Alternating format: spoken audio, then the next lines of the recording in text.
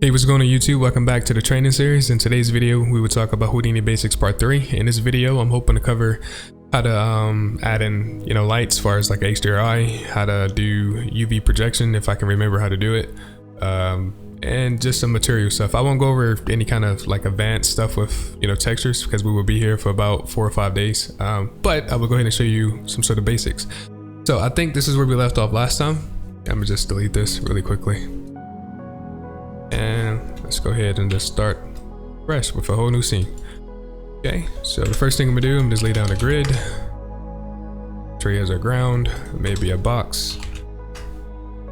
Okay, also maybe a sphere. Go ahead and use that for something else maybe.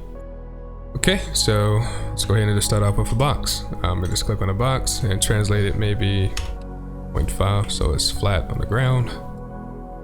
It's fun, and go ahead and keep this organized. These are SOPs nodes, all geo nodes. I'm gonna just turn out the green. You can turn out to any color you want.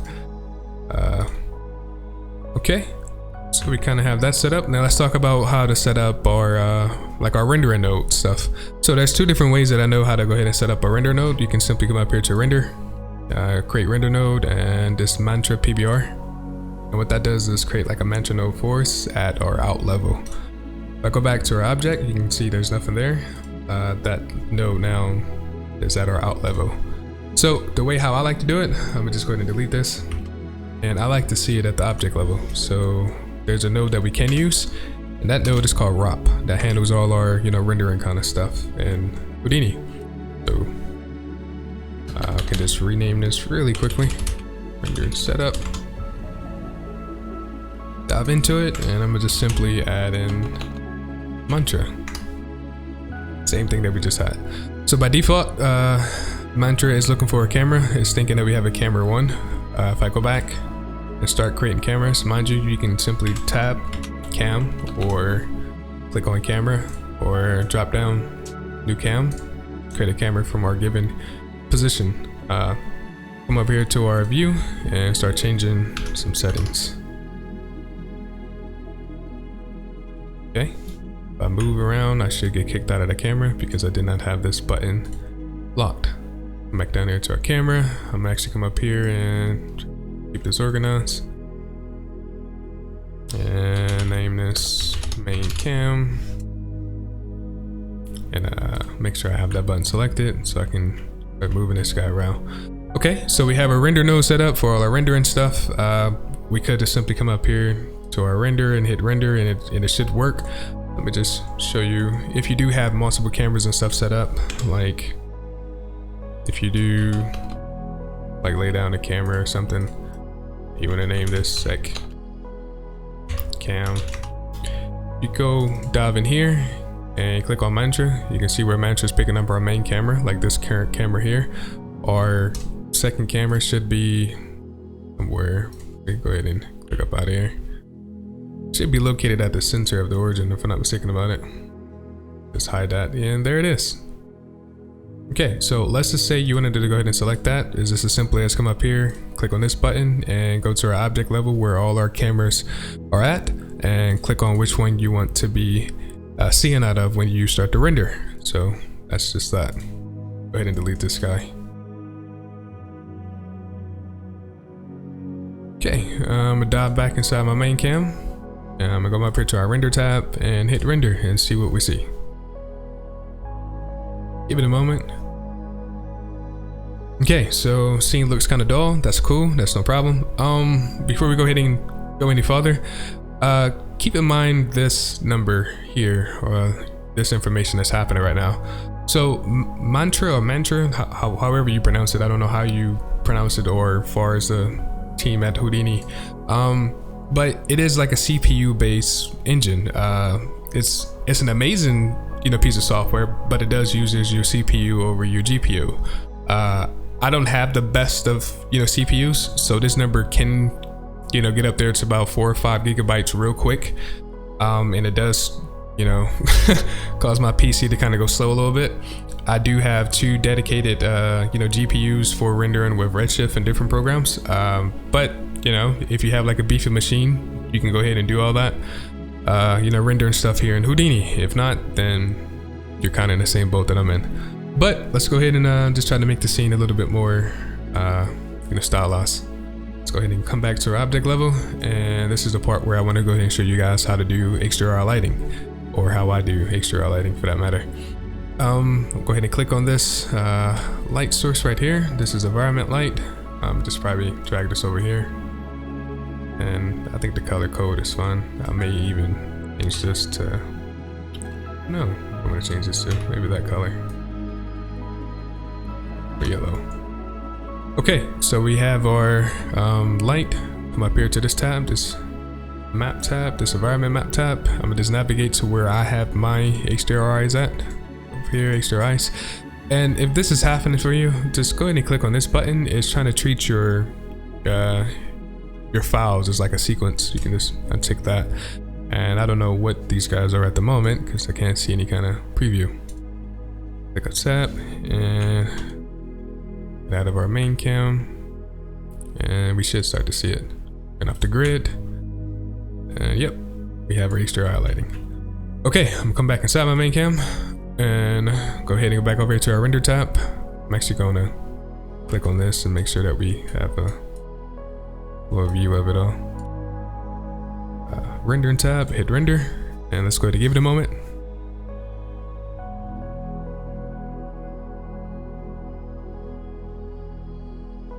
Okay, so we don't see our environment at our render thing. That's fine. So what we need to do is come down here to this tab right here and just click on this guy. We should start to see it.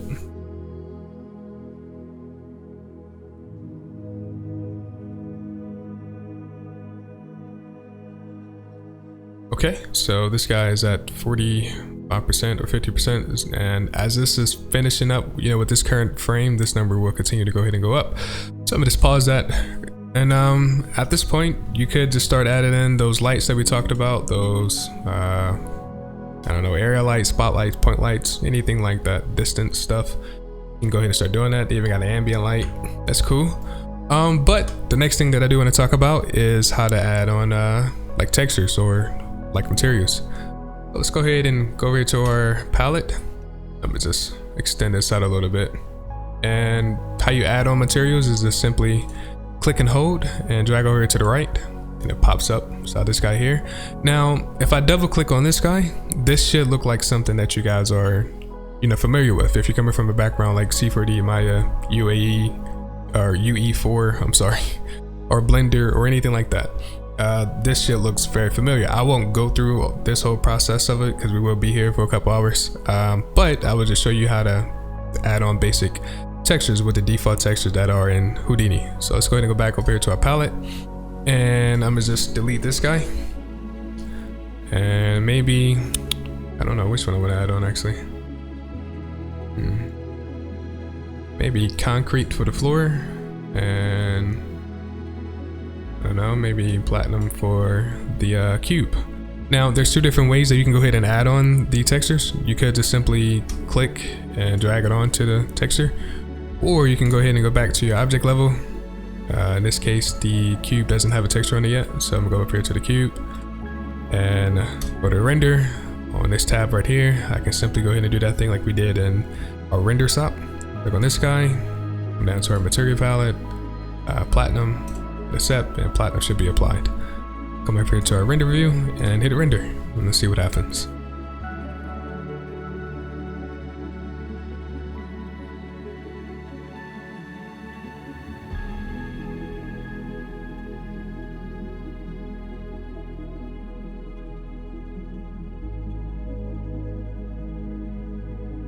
Okay, so notice, like I said, this thing's only at what, 5% or something, and we're already up there to about 4 gigabytes. So just keep in mind of that stuff, but we can see that we got our concrete, we got this texture applied to our cube. I'm gonna go ahead and pause that. We're gonna be here for a while if that's the case. Come back over here to our like material palette, and let's talk about UV unwrap and UV projection. Now, I don't remember exactly how to go ahead and do this, but let's see if I can go ahead and figure it out really quickly. I'm gonna just delete those guys. Add on our generic principal shader, and maybe do this. And I'm gonna just, okay, yeah, I'm gonna just go up here to the textures tab, base color, and maybe try texture. I'm gonna just load in where I have a texture saved at. I'll just use this wood texture and apply that to the box. And I come back over here to the render.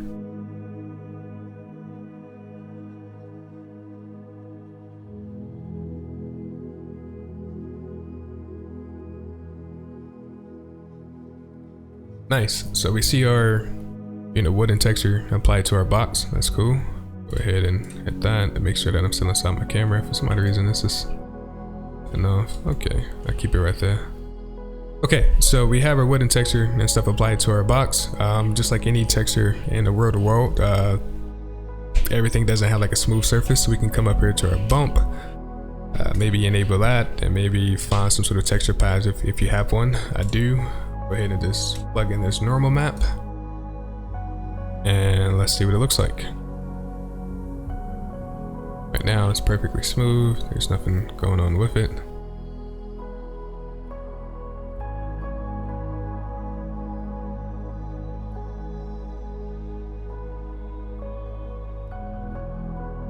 Okay, you can kind of see what's going on. I'm actually just exaggerate the effect and up to 2.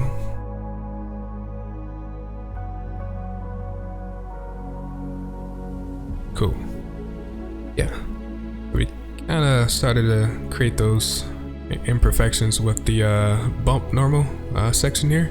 Now you can go ahead and go through this whole process of testing out different settings and all that stuff. I'm gonna leave that up to you. I'm just showing you where these things are, because if I go ahead and do it, we will be here until something looks absolutely beautiful to me. So I don't want to go ahead and spare you that. Let's go ahead and move on really quickly. So the next thing that I want to show you guys is how to access your polygons for UV mapping and all that stuff, because some of you guys out there may be trying to go ahead and build a spaceship, a character, anything like that in Houdini, and you want to know how to get access to those faces, those polygons. So let's go ahead and jump back out here to our object level, in view, and let me just use this box still to go ahead and show you how to do that. Actually, just gonna move this off on the side. I'm gonna dive in here and let's see what I can do.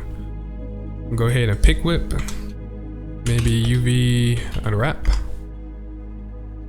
Cool. And before we go ahead and make that active, just come up here, drop down, two-sided, and instead of the top view, because right now it's looking down, let's go ahead and set view to UV. And we kind of see this UV layout that should look familiar if you've ever done any kind of UV layout stuff in other programs. So I'm gonna go ahead and make this active, and right away you can kind of see what Houdini have done. It pretty much took like a pair of scissors or something and cut like each individual side of this box and just flatten it out so you can have complete access to the faces. So I'm gonna go ahead and click our selection tool, make sure that we are inside the polygon mode, and if I just click around, you can kind of see what faces I am selecting depending on what I select over here.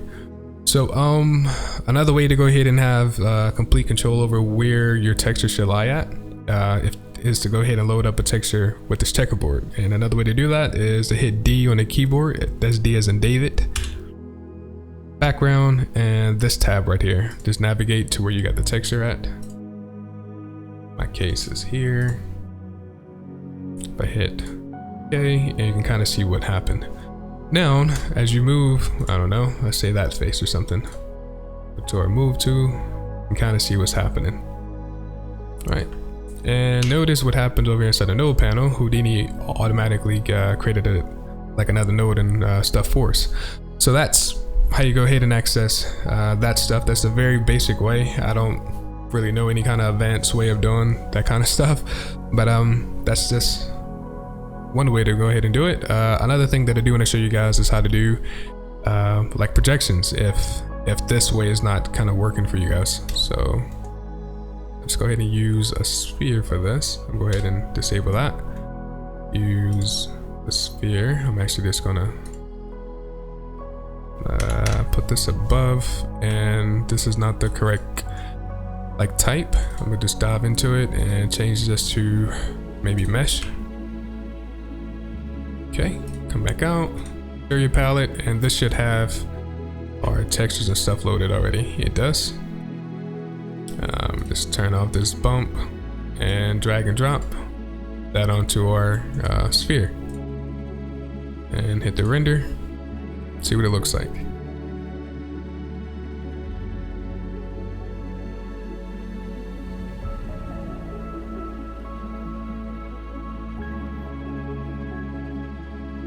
Let me back out.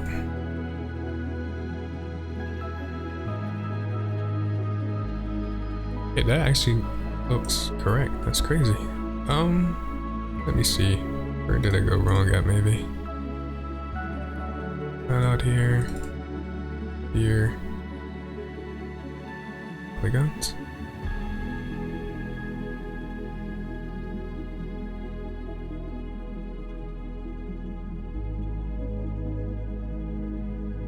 Just usually sometimes this texture is sideways or upside down. Yeah, like this looks completely crazy. So one way to go ahead and fix that is I come over here, and I thought I could see it. Thought I were given mode, but yeah, let's go ahead and dive inside our sphere. And once again, I can UV unwrap maybe and go ahead and start seeing some stuff over there. I think that changes depending on what this is. Yep, there we go. Right about now, the texture is on the side. That's what the UV unwrap node. Another way to go ahead and fix this, UV project. Go ahead and make that active. And it kind of looks all right, but there's a projection mode or type that we can go ahead and use. That's the polar. Now let's see what happens there. I'll come back over here to our render view.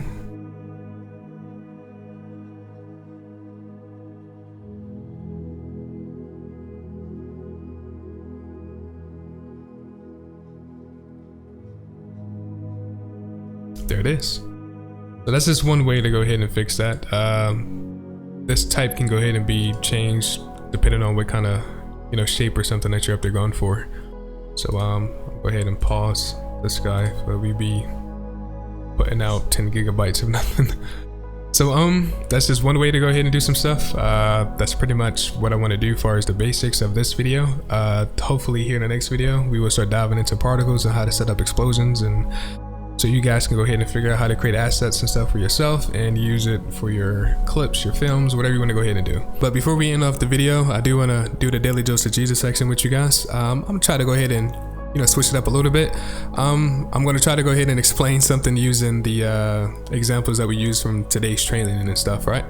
So in today's training, we took a box and we added on texture to it, and then we also added on imperfection.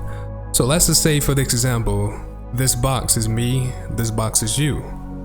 And let's just talk about one of the many characteristics of God. God can go ahead and be described as a potter. Now, what is a potter? A potter is a craftsman. Now, what does a craftsman potter do? Well, he takes clay, he molds that clay to something beautiful, right? So here's what happened, right? We are this box, right? And we got this texture applied to it. Now, let's just say this texture that is applied to us is a world texture. Now, we already explained inside the example that not everything inside the world has perfectly smooth edges and surfaces and stuff like that. So we added on imperfections. Now, let's just say some of our many imperfections may be, I don't know, guilt, fear, doubt, sin, sexual problems, homosexualities, lying, thieves, killers, all sorts of stuff, right? That's just a few of the many imperfections that comes with living in this world. Now, here's what God does. He looks upon the surface of the earth, and no matter how far you think you are, no matter how many imperfections that you may have, he wants to go ahead and take his scissors and cut open the box No matter how complex that box may be, he wants access to each and every one of these polygon faces. Each and every one of our problems, he wants access to it. So here's what he does. He looks at each and every one of our faces and he sees the texture that's applied. And he starts to tear down the texture that's applied, like the worldly textures and stuff that's applied to it. And he starts to apply his textures and his perfections. And his perfections are as followed. It's holy, forgiven, grace, mercy, child. Isn't that amazing? To have a God, to have a Father such as He, that loves us so much, no matter where we go, and no matter how much stuff that we may have done that's bad, He still loves us so, to want to hold our hand and walk with us through life. So that's just the message of the day. I hope you guys have a blessed day. I will see you in the next one. If you are enjoying the content that I'm doing, if this is helping you guys out at all, please make sure that you like, comment, and you subscribe to the YouTube channel. That will help me out a lot. I love you guys. I'll see you in the next one.